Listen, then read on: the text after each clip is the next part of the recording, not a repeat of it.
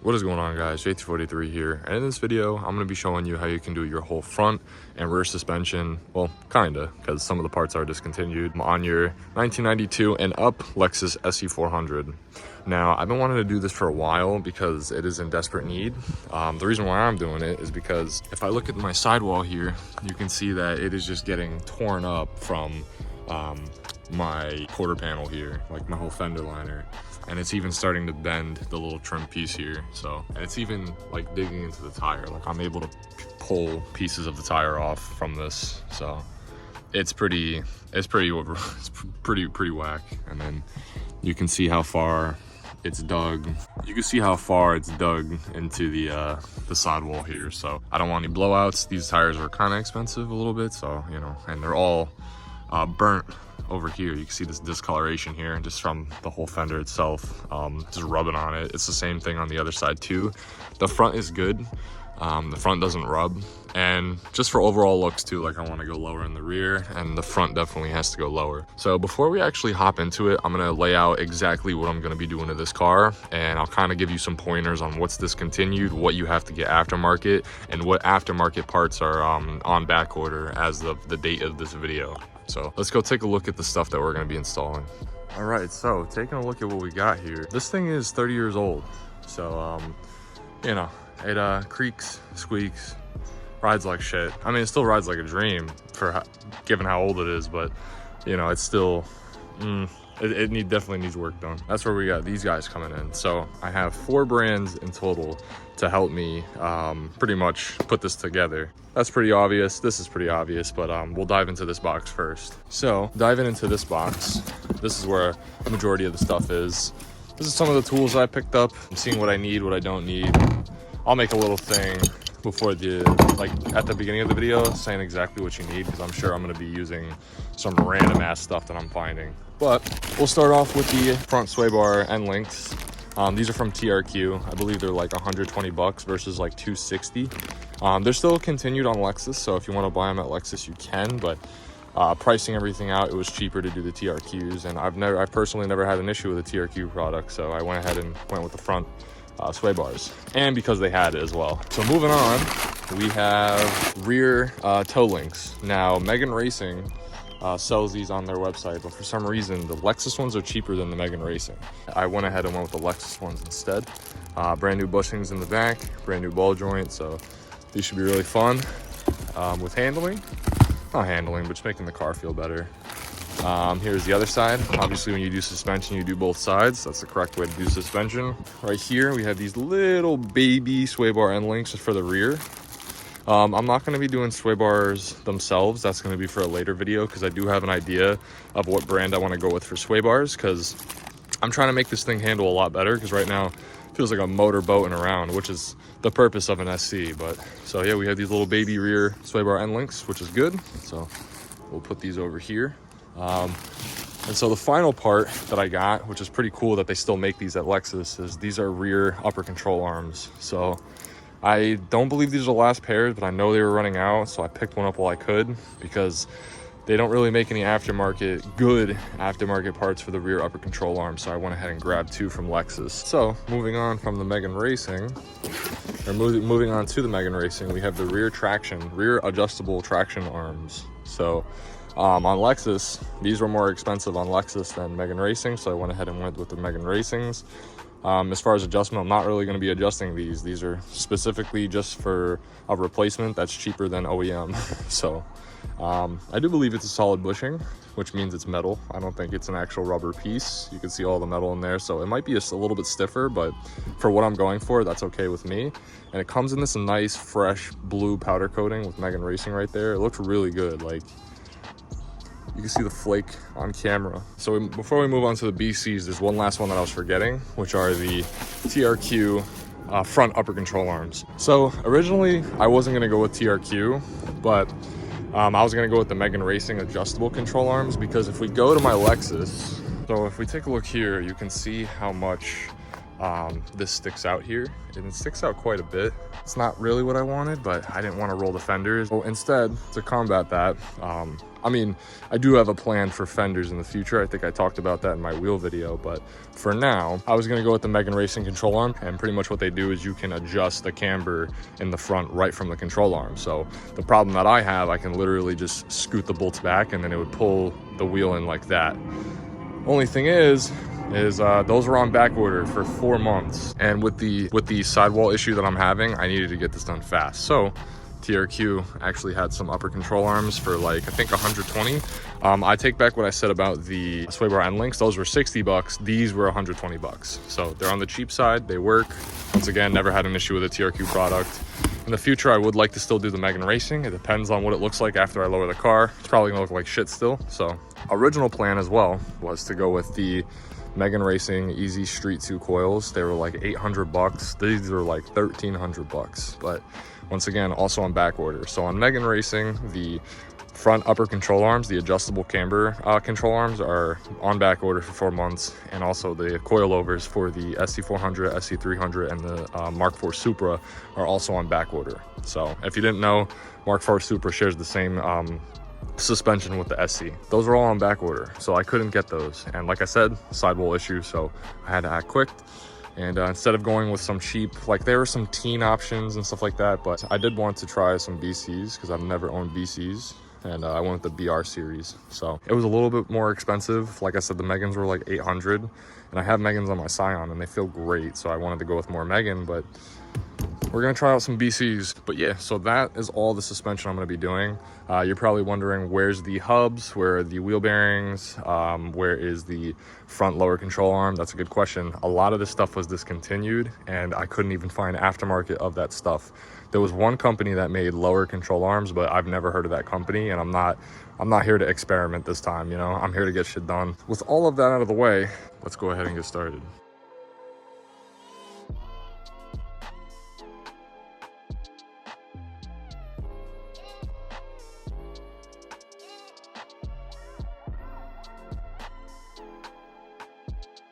All right, so I got this all jacked up. I have the jack sitting on the subframe because you can see here my pinch welds. I don't really trust my pinch welds that much because they're kind of crinkling in, and in the back too, you can't really see it, but all this right here, this like jagged teeth looking thing, that used to be straight and now it's not. So just a little fair warning is if you're gonna use your pinch welds, make sure they don't look like that. I'm gonna go ahead and do the other side.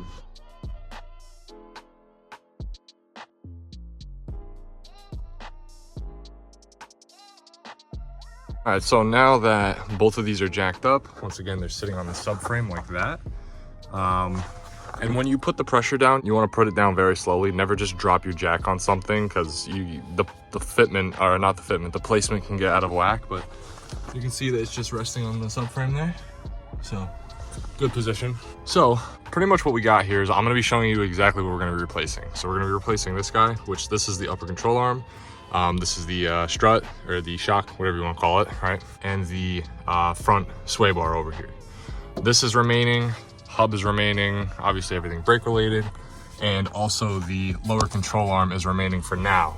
I can definitely see me replacing something in the future, so not too much going on in the front. I think we're gonna do the upper control arm first. That should be the easiest, even though I've heard that popping out this ball joint right here is like absolute hell. So we're just gonna have to see what we can do. But I think for now, we can at least get this back bolt off. So you'll see here, there's a very long bolt that stretches across here. So we might have to take the wheel liner off, which this is a 2-piece. This is separate from this, but you still have to take off the bolts to get this bottom piece off. What you're also gonna need is some PB. PB is gonna be your best friend with this stuff. So while I'm addressing these guys, I'm gonna go ahead and spray the rest of the bolts, and like I said, I'll show you exactly what you need to take off when I get there, but I think we're going to tackle the front upper control arm first. So what we're going to do is we're going to crack this bolt loose right here. I think it's a 19 or an 18, and I believe this side is welded. I could be wrong, but I don't think this side moves. I think it's just the bolt that moves and then gets taken all the way out. So I'm going to crack that loose, and then we'll go ahead and take this guy off. So I think to make this easier and get this wire out of the way so that we don't damage it, I'm gonna go ahead and take these two off. I think they're 210s. I could be wrong though, let me see. Yep, they're 210 millimeters. So take these two bolts out, and they act as a clamp. So you'll see it bolts onto the other side, and then once you have this 10 out, you can just pry them apart, and then they should come off of the control arm. I'll show you. All right, so go ahead, put this 10 on here, and then we'll just, oh, it wants to, oh, no, there we go. It wanted to break off there for a second, but. All right, so now that I got these two bolts off, you should be able to pry them apart, just like that, and then they should just slide off of the control arm. Let's see. There we go.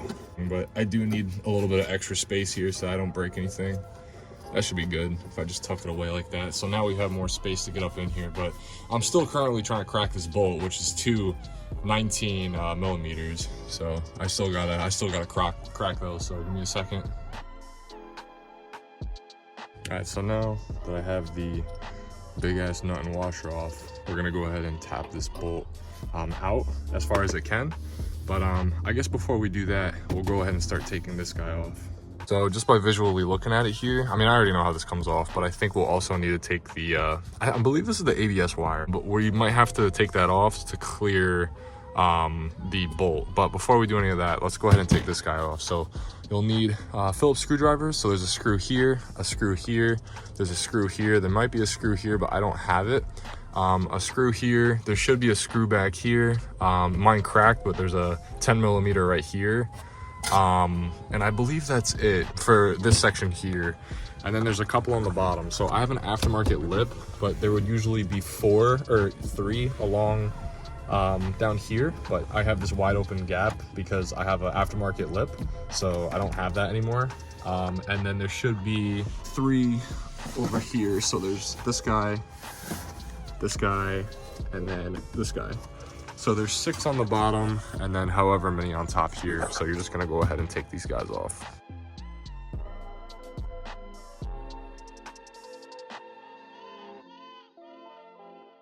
All right, so I have all my screws out, and so now what I'll do is I'll just kind of mess around with it. So the easiest way to do this is you see this lip over here, right?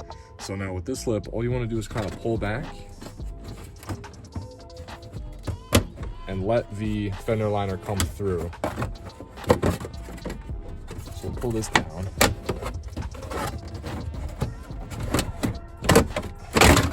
And you can kind of just slip it through the bottom just like that. The key is to get this to pull back because these guys sit behind this lip of the bumper here. So once you pull the bumper back and you get this tab over, like, you know, under, it'll just pop right down. And so now you can see it's a 2-piece. So that's all good and dandy. But now here's another issue, which I think I was talking about before, is now our bolt is gonna knock into the washer fluid reservoir. So I'm gonna actually see how far it can go, because I think we also need to take this ABS wire, which is no problem because the 10 millimeter is right here.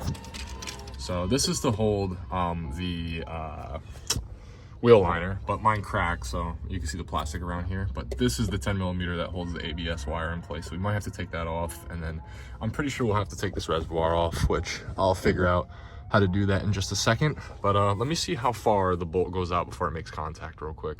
And so how am I doing that? How am I getting this bolt to come out? Because you're probably pulling on it, it's not going out. I literally just took this wrench, which isn't the best way to do it, but it is a way to do it. And you just kind of tap and make sure you don't damage the threads.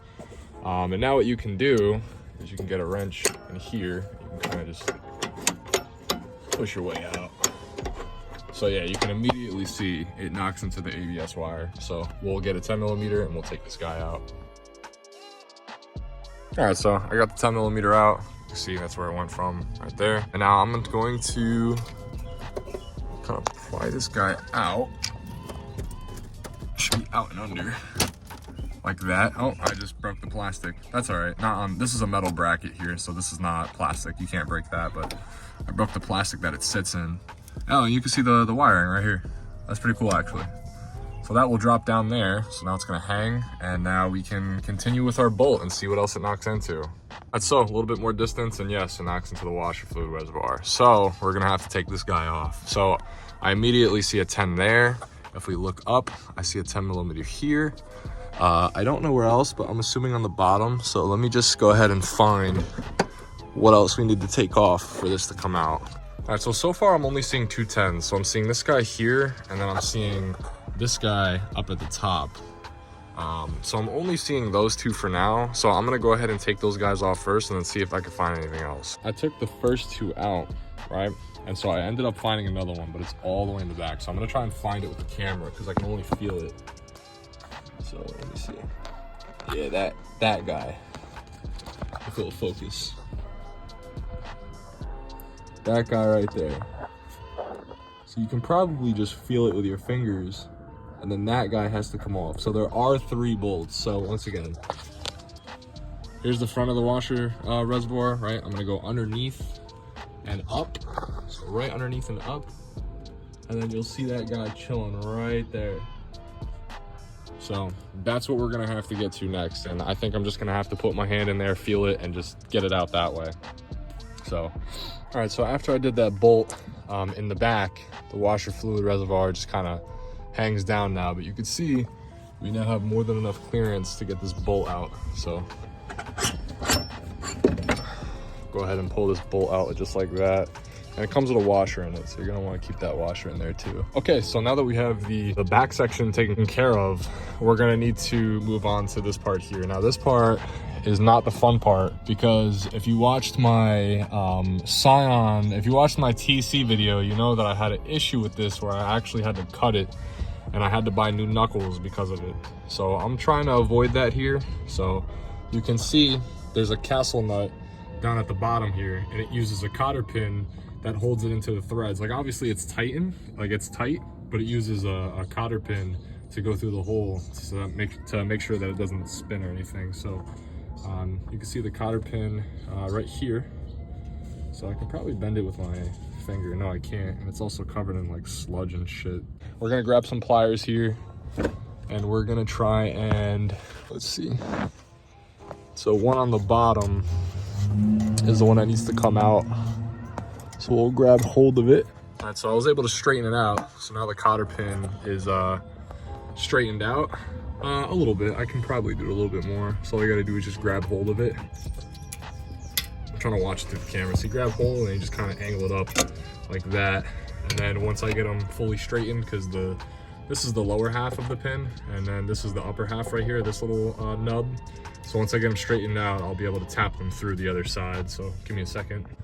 All right, so I was able to straighten them out, and now that I'm tapping them, let's see.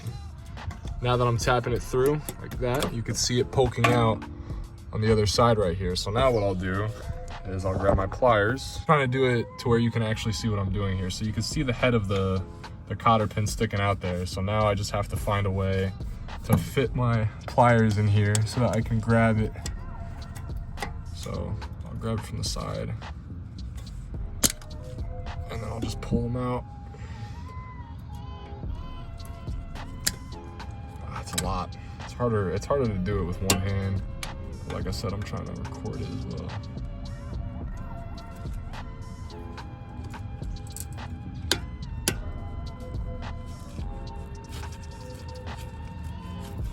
There we go, got it. There we go. So once you fold the two ends in the middle, you can slide the pin out. So I'm actually really surprised that was a lot easier to do. Usually these things give you a really hard time to do, but that's good stuff. That's good news. So now we'll need to put a wrench on the bottom. I gotta find what size wrench that is, because I don't think we can fit a socket because there's not enough space in here. But I'm gonna try and see what size wrench that is to get that in there. All right, so the size for that castle nut is actually a 22. But to make space to fit the 22, if you have a 22 wrench, you can use that, obviously. I don't. And to get the box end of the wrench on there, you don't have a lot of space. So a short, skinny socket like this does the job. But I'm gonna have to take out my ABS connection because I need to move this bracket in order to fit a socket in there. So I'm gonna go ahead and remove this 10 and then take this guy out. All right, so all I did was take the 10 out right here, and then I just kind of scooted it. I didn't take it out because this is filled with lubrication and I don't know why. I'm gonna have to research that later. But all I did was kind of scoot it over like this, and I put the 10 back in so I don't lose it. And now I'll be able to use my 22 millimeter with my 1/2 inch, and I should be able to crack this guy loose. I'm just gonna try and fit my wrench in here. All right, so that did not put up a fight at all. I'm a little bit concerned because I cracked it a tiny bit and now it's able to come off finger strength. Here's the nut.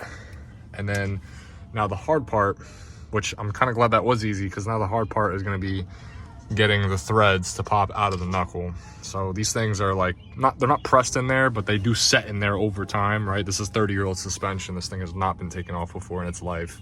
So we might have to get a hammer out. We might have to get creative with it, because I know this thing is not going to want to come out easily. I feel kind of stupid right now. So I brought out this pulley because I was using it to try and, where did it go? Oh, right here. So I was using this pulley to try and get underneath it and kind of smack it out, but I got frustrated and I took a hammer and I was pulling this up and I started beating the shit out of it with a hammer and it started to pull up. So yeah, like look at the dent from me trying to use the puller. So all you have to do is just beat the shit out of it and then it'll just come up. I mean, shit, that works with me. So upper control arm is now out, but we're not done yet. So I'm gonna swing this back around because this is now like in our way, and then this is no good. So I let this, I'm letting this hang right now for a small amount of time because I didn't know that was gonna come out. But we're gonna need to hold this up because we're pretty much done with this area. So now it's just worrying about this area, but we do wanna make sure that this isn't happening to our brake line. So we'll have to just keep this up somehow. I don't know how, but I'll find a way to keep this from falling out. All right, so I have it to where it's not resting completely on it. So yeah, I think next is gonna be the sway bar end links, and I'm still able to finger move them, which is no fucking good. But anyway, I'm gonna find out what socket this is, and then we're gonna go take these off. All right, so they are a size 14. Now I'm gonna try something. So it does have the star pattern in the middle, where they want you to use an Allen key and a wrench and kind of turn it that way, but I'm gonna see, and it would be amazing if it actually works, but we're gonna see if we can just loosen it without using the Allen key, because that would be a big plus. So hold on, let me get a socket real quick. All right, let's give it a try. I got my 14 on here. Let's see if we can crack this loose. Okay, I was able to get some movement out of there. Yeah, it's just moving. It's not actually coming off. All right, so I have to use the Allen key and the wrench method, which is probably gonna fucking suck ass, man. Wish me luck. You have to figure out what size it is first. So let's see. And then also you gotta pray to God that it doesn't strip, man, because if you gotta cut these off. All right, so anyway, so what I got going on here is I have a 14mm wrench. I have I believe that's like a 6 Allen wrench, a bit, a 3/16 1/4 inch socket with a 1/4 inch, so that it holds the bit, and I'm simply just kind of loosening it together. So just like that. I mean, my hand's in the way, but you see what I'm doing. So you kind of have to fight each other to turn the nut on the sway bar end link. So there we go. So what you don't want to strip is the Allen bit part. So the 6 bit is the part that you don't want to strip because it's not fun. Like if you can't fit a bit in there to turn it, or keep it from keep the threads from turning, sorry. Like obviously it'll turn when I'm using the ratcheting part because I'm not actually loosening it. But as far as like stripping the actual bit and then you can't turn it, you're gonna have to cut these sway bar end links off. It's really easy to strip it. You can try and vice grip the back here. Now obviously I'm taking it off, so there's that thread gap, but this black part, you can get skinny vice grips and try and vice grip it tight so that it doesn't move in the back, but I've never had any luck with that, but I'm sure somebody has. So I can probably take this off and I can just take it off just like that. So there we go. Sorry, my hand was in the way for a majority of that, but here is the bolt. And then I can take my 6 bit out, which is this guy. And now the top is able to come off. This is what I'm talking about. Look at all this play in here. Look at that. It's able to go back to a straight position. You don't want that at all. And the bushing's ripped. There's no more lube in it. But anyway, let's get to the bottom. So now for the bottom, it's going to be the same thing. We're gonna take our 1/4 inch. We're gonna pop it into the hole. And now you're gonna give it a couple good taps, just light taps. Don't do anything crazy. You have to be able to get this thing out. And then after you lightly tap it in, you're just gonna go ahead and repeat the same process that I was doing on top until that comes off. All right, so exactly what I was talking about just happened to me. So my Allen keyhole, or my Allen key got stripped. So now I'm using a vice grip to hold the back of it while I use my 3/8 to basically take that nut off. So, all right, so it is a new day and I was able to get the bottom nut out. So now that we have the old one out, I can really show you how worn this guy is. Like, this is with no to little strength, and I'm able to move this quite a bit. This is a bad sway bar end link. So glad we're replacing that. So we're actually almost done. So now all we have to do is just take out the strut, or the shock. And to do that, there should be these two guys here. There's a bolt on this side and a nut on this side. I do have my DeWalt impact out here, so I'm gonna try and impact that off. And then there should be 3 nuts on top. But I think to make things simpler, I think I'm gonna loosen this guy first, take this guy out, and then with this guy taken out, I think then I'll do the 3 on top and release those so that I can just slip it right out. I will probably need a jack, a second jack, right? Because I'm on jack stands, to kind of hold this so that when I take this bolt out, it doesn't slam to the bottom. So I have a jack right over there. That's my other Husky that I use. I think I might just put it under here for just support. All right, so I have my 19-inch over here, and then I have my DeWalt gun. So we're just gonna try and blast this guy off. I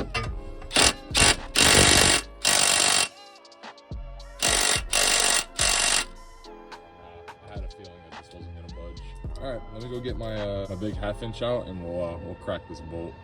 All right, so I was able to crack it with my 1/2 inch with a 19 on it, and my other 19 holding it down so that, you know, they kind of fight each other. And now I should be able to use my gun to get this guy off. Let's see here. Yep, there we go.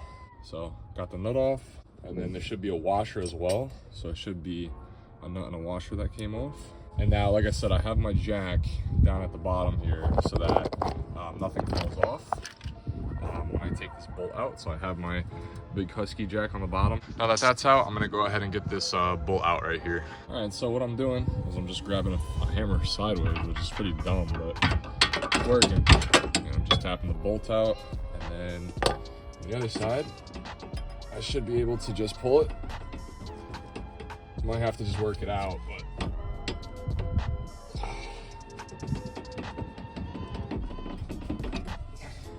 and there we go. I got the bolt out. All right, since we got that out, this should be able to move back and forth, which it can, and it's not focusing where it's focusing. There we go. So now all we have to do is go up top, and we have to release the 3 nuts on top, and then this should come down. All right, so now we're gonna go ahead and pop our hood.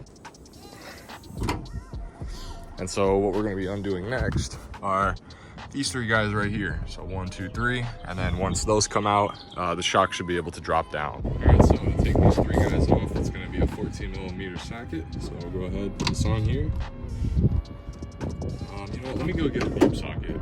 Yeah, that's better. So now I got my deep socket. We'll go ahead and take these guys off. So we'll just crack them loose first, which is not hard to do at all. These are like coming off like nothing. I don't know if that's something to be concerned about, or I don't know. But once I got my drill now, we'll go ahead and take these guys out.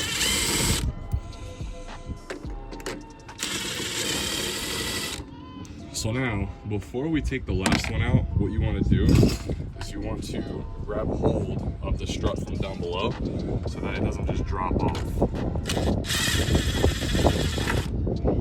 So I don't know if you can see it, but I have it in my hand right here. And that's important because you know, you don't want it to crash down on something. So I'll just let it rest it right there. So this is what I meant. As soon as I take out those 3, it's gonna wanna like crash down on something, and you know, it could have potentially hit this ABS wire. So you just wanna grab hold of it like that, like just carry on to one of the springs and then undo the 3. But now that this is out, I should be able to just pull this guy right out. Just like that. So here's the first strut. And you can tell this thing is all beat up, man. This thing is, yeah, no bueno. And now we can get into reinstalling everything. All right, so it is now 1 hour later, and I went ahead and did the other side. I'm only gonna be filming one side each, so one side in the front, one side in the rear. So I went ahead and completely finished this side. So new control arm, new sway bar end link, the BCs are in and torqued. I want to go into torque specs a little bit later, but we're gonna go back and resume where we were on that side. All right, so I'm back on this side. We were in the process of putting the new BC in, so let's actually go grab it right now. All right, so I already sorted out what's the front and the rear. So the front is going to say F right in the front here, and the rear has forks in the back. So these have the ball joints, and then the rears have the forks. And so I determined that it doesn't actually matter which side goes where. For the front, like there's no right side, left side. They're both the same thing with the rear. There's no right side, left side. So I'm just gonna throw this guy in the left. So let's do it. The best way that I found to do it is to put the ball joint in first and then kind of guide the top up. I'll show you exactly what I mean. Before I go ahead and throw these in, I wanted to show you the actual difference here. So these are lined up at the top, and you can see how much shorter the BCs already are from factory. And this isn't messed with. I didn't mess with any of the adjustments or anything. This is how they come out of the box. So if you're looking for a non-adjustable lowering spring without getting a lowering spring, these are them. I mean, any coilover is gonna be shorter than the stock base, but if you don't want to adjust it and you think you're gonna have to adjust it just by buying it, it comes shorter. So, you know, if you want to just one and done it and not adjust anything, it comes, I think, about either an inch or half an inch shorter. So it looks like a jumbled up mess, but this is exactly what I was talking about. So you're gonna grab strut and you're gonna put the bottom section in first. So we'll just set it in here for now and get that bottom piece in there first. Okay, so you saw I just got that placed in. It took me a little bit. I had to lower the jack, which lowered the control arm, but now I can go ahead and get the bolt in. So I'll lift up a little bit and get the bolt in just like that. And then what I'll do is I'll start the nut and washer on the other side. So now what we have to do is, now that the ball joint is in, now we have to go ahead and line up the holes. So it's not gonna line up first try. I mean, it might, but it's usually not going to. And that one kind of looks lined up. So what we'll do is we'll jack it up a little bit and we'll get it. That's why I'm saying, like, using a second jack just helps so much more. You don't have to do it, but this is the correct way to do it. So you'll jack up just until it reaches the holes, and then you'll kind of line it up to the holes, and then you'll jack up more so that they go through the holes, and then you can tighten it up at the top. All right, so now I was able to line it up there and get them to go in. So now all I have to do is just jack up all the way until you feel pressure. So keeping the pressure on the shock is the correct way to install it. You don't want your parts hanging. What I mean by that is, like, if you were to just put the 3 on top and then you let it hang and then you hold, like you bring the knuckle up, put the bolt in, and then you let it go and it's hanging, that's not the proper way to do it. You want to do it while it has compression on it. Not like compressing the spring, that's not what I mean. I just mean, like, you want it to where it's stable, not hanging, and you're tightening it. You're tightening it while it's hanging weight. So that's why I say having the second jack is always the good way to go. Yeah, now that we have this in, we'll go ahead and put the 3 on top. All right, so now I'll just put the 3 nuts on top.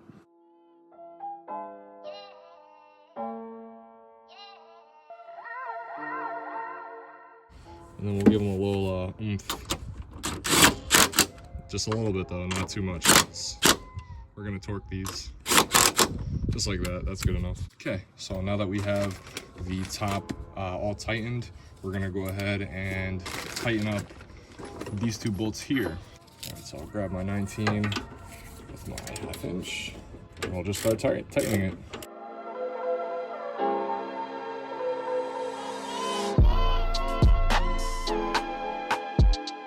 Okay, all right, so now for the torque specs that I'm gonna be giving in this video.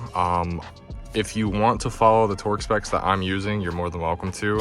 If you watch my channel, you know how I feel about torque specs and the lack of torque specs, and just going off of forums and shit like that, which, don't get me wrong, they're incredibly helpful, but torque specs are a little bit more serious than, you know, just a piece of paper that's saying, oh, 27, oh, 36. It's like, where did they get that information? Is that information correct?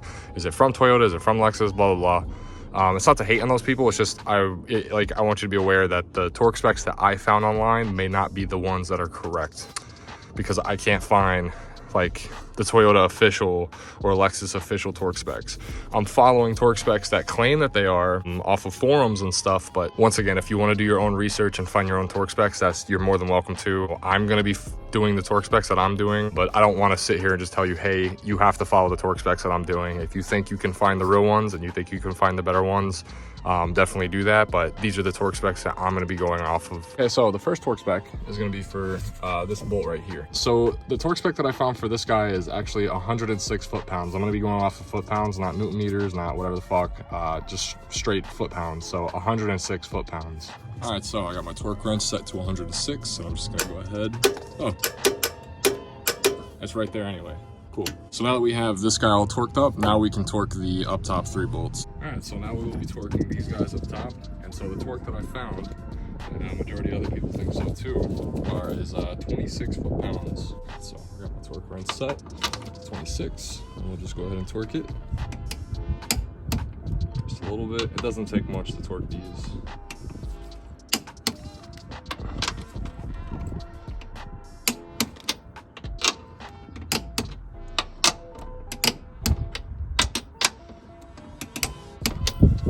And just like that, those are torqued.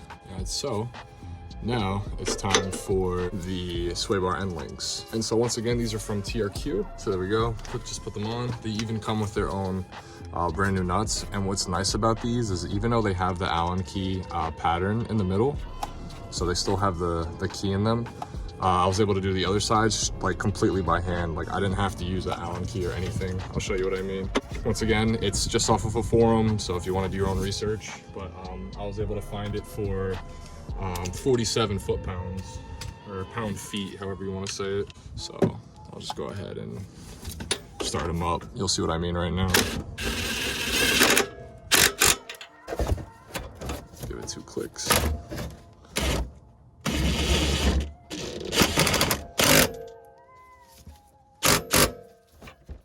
Perfect. All right, so we will torque this side down. Once again, 47. There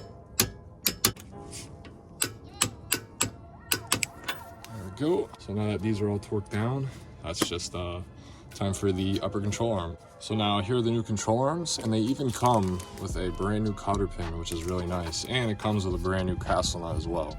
So I wasn't able to find torque specs for the upper control arm, but that makes sense. Well, I'm sorry, I was able to find torque specs for the back, but not for the front here because it uses that cotter pin. So you have to match it up exactly to the hole. So we'll start off first by putting this in the back and lining it up with the holes, and it'll kind of just sit here like that. And now we'll go ahead and grab that giant ass bolt that stretches across. So I got the bolt, I'll go ahead and slide it all the way in the back, and we'll start it into the beginning there. Let's see if I can get a better angle here. I know my arm is in the way, but focus over here, please. Anyway, you're pretty much just gonna line it up with the hole. There we go. And you're just gonna slide it all the way through until it comes out of this end.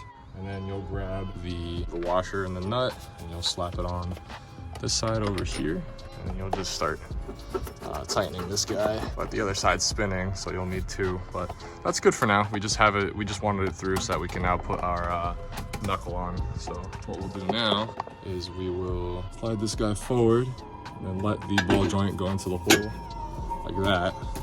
It goes inside of the knuckle hole and the threads pop out at the bottom, and then you'll grab that castle nut and you'll get it started on the bottom of the threads. So I got the castle nut here, and I'll start it. There we go. So we'll just start it. Try to get it hand tight first. Okay. And now what we'll do is we'll get a 22mm socket, and then we'll get our 1/2 inch, and we'll just tighten it as hard as we can. With still having access to this cotter pin hole here, because remember, we got to still put this cotter pin. I got my 1/2 inch here. Put my 22 on here.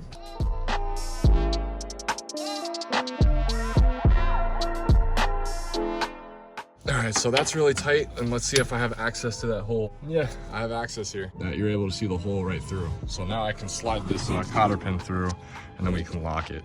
All right, so now that I have that cotter pin in, it's time to tighten the long bolt for the control arm. So I have my two 19s here. I'm gonna keep that guy like this, or like that, doesn't really matter. And then I'm gonna tighten it with my 1/2 inch. All right, so now that we have those tightened down, the torque spec for that back bolt is 121 foot-pounds. So we'll go ahead and we'll torque that guy to 121. There we go. Now it's torqued. All right, so now that is now torqued. I was having a little issue because the one side was spinning. So I just had to get it to hold down correctly. But now that all of this is torqued, now we can put our ABS on, we can put this washer fluid bottle on again, and we can start putting everything back together. We're pretty much done. All right, so I think the first thing we should put back next is probably the washer fluid reservoir, and then we can do the ABS stuff. Remember, there's the one in the back. So there's the one in the back that sits right in that empty space, and right in that empty hole right there. And then there's a 10 that goes here, and then a 10 that goes up into the bottle. So I'm not gonna film this because I already filmed taking it off, so I'll just see you when I have mine back on. All right, so now that I have my washer fluid fully attached, now I'm gonna go ahead and do the ABS. So go ahead and put this ABS guy right here, and then put this 10 in, and then you're gonna redo the clamps on the ABS wires, and then you're gonna put this guy back in. You literally just scoot them over, and then you put the 10 back in. All right, so I got all my ABS connections all connected up. Now the last part to do is to put the lower half of the fender well on, and then put the wheels back on. All right, so now that you have both your up top and lower wheel well in, now we can put the wheels on. So, moment of truth, I'm about to release it slowly so I can do the other side. Let's see. It's not slow. I'm gonna go do the other side real quick.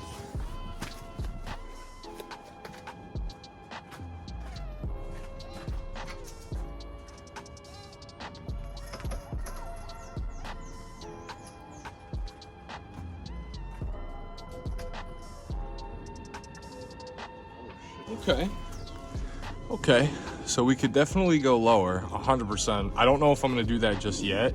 I think I do want to tackle the rear, but if I'm being honest, the rear and the front are, I mean, not really matching, but kind of matching. I mean, the gap that I was at before was crazy, and that's like a more drivable,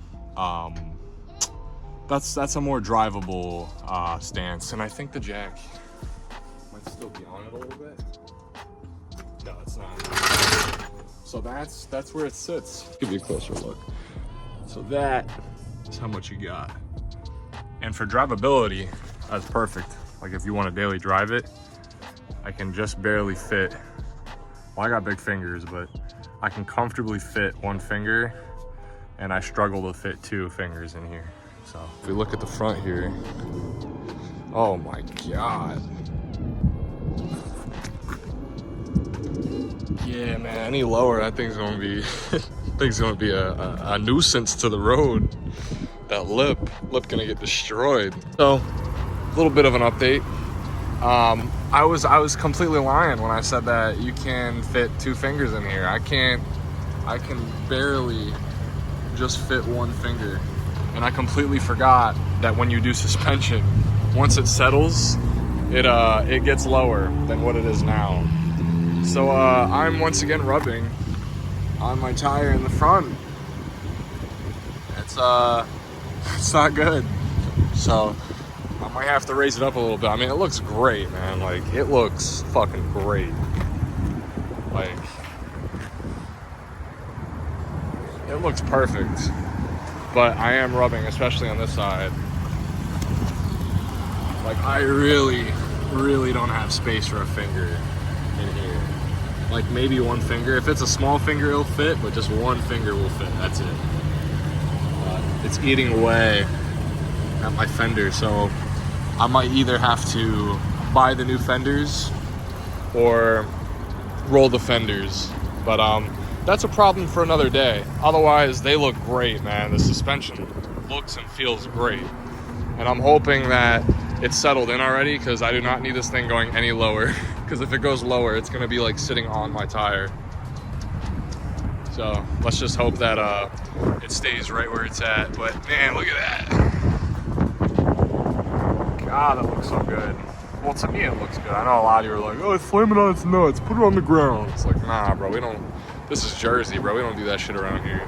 Well, we do. I don't. But I'm gonna make this a 2-part series. So if you're just looking for the front, you watch the front. If you want the rear, you watch the rear. If you want both, you watch both. But this is going to be the end of part 1 of the suspension rebuild on the SC400. Yeah, if you did enjoy the video or if this helped you out in any way, please like, comment, subscribe, and I'll see you later.